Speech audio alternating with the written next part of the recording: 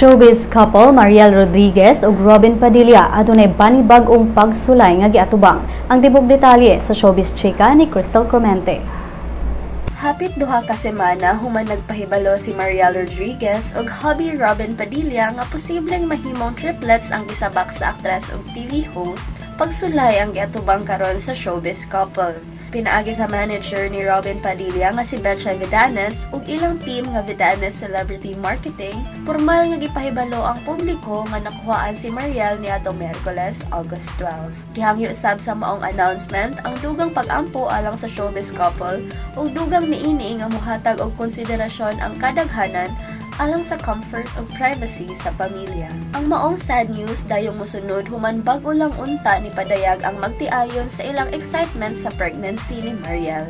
Abi pagani sa couple pag-una nga twins lang daw ug sa hulagway nga gi-share ni Robin sa iyang Instagram ginganlan pa kini nila daan og Maria ug Juan de Padilla. Apan sa August 3 update, laing hulagway na sabang gi-share ni Robin diin ilang gi-caption nga posibleng matriplets gyud ang gisabak ni Mariel matod pa sa ilang doktora. Ning pagsulay sa showbiz couple, ikaduha human nakuhaan sab si Mariel sa iyang first baby ni adto lang Marso ning tuiga. Crystal Clemente alang sa Showbiz Chika.